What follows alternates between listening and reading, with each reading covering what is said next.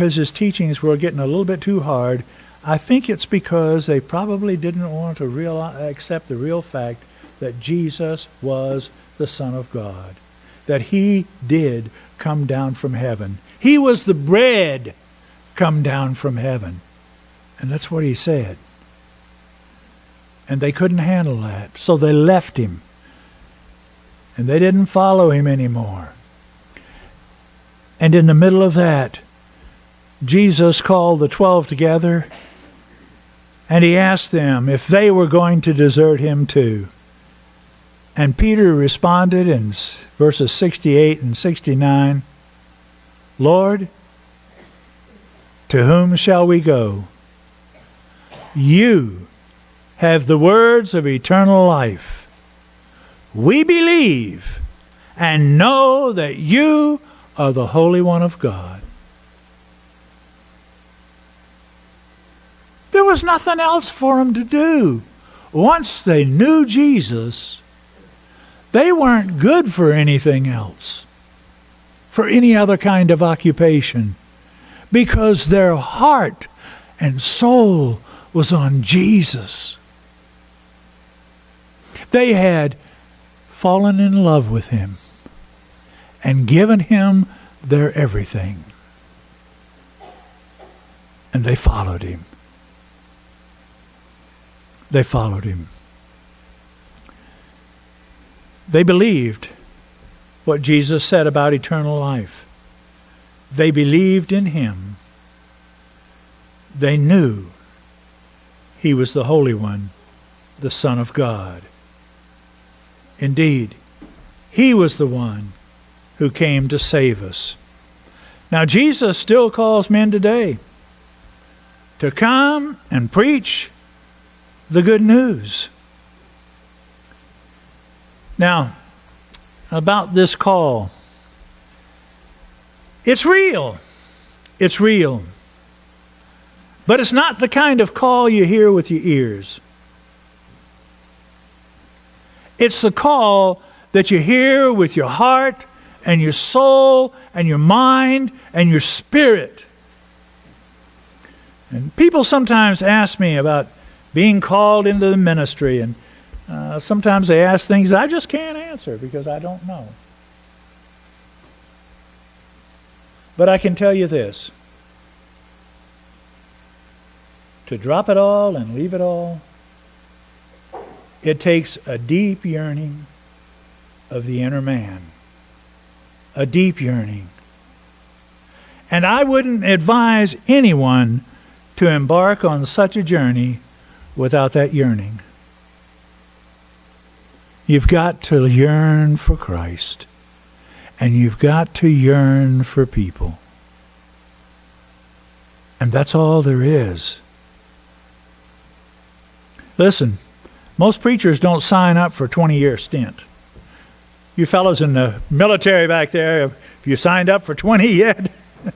But that's what the military calls you to do. Sign up for 20 and retire. Or if you want to hang around for 30, we might let you. And then retire. Now, most preachers don't retire at 65 either. And I'm finding out that for most of us, it's just a lifetime work. Now, we preach until we can't preach anymore. So you're stuck with me. You either run me off or I can't preach no more. Jesus calls. And you know, there's no set time in life when he calls. Most of the time, they're teenagers are the ones he calls. Believe it or not, teenagers. 15, 16, 17 years old. He calls them. They make a commitment. And instead of going off to college, they go off to Bible college. As soon as they graduate from high school. And some are a little older like me. And Jesus calls some into the ministry. He does. But he calls everyone to enter the kingdom. Everyone. And he's calling today. He's calling for people to enter the ministry. And he's calling for people to enter the kingdom. If you're outside the kingdom, don't you want to enter that kingdom? He's calling today. It's decision time. And so we offer that opportunity for you to respond right now as we sing our invitation hymn. Come forward. Make your decision for Christ.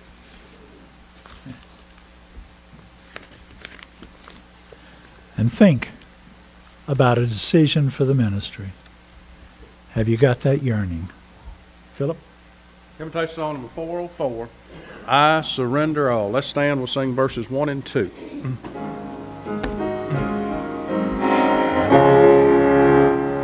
All to Jesus I surrender all, to him I freely give. I will ever love and trust him in his presence daily live.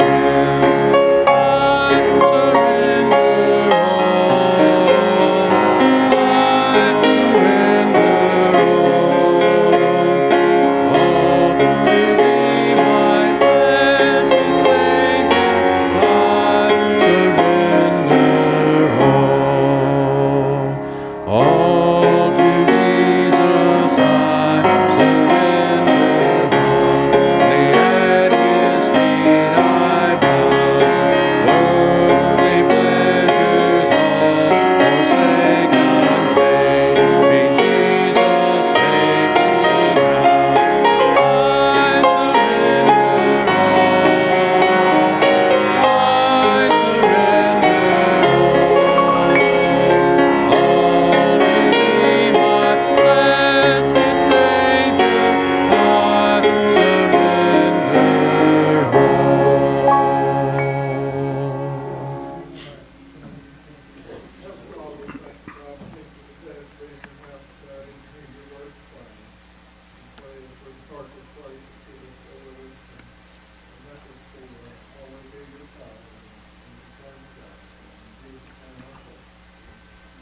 We'll close number 32, verse 5. I will serve him. I will serve him. I will serve him. I will serve him. I will serve him. I will serve him. I will serve him. I will serve him. I will serve him. Have a good evening.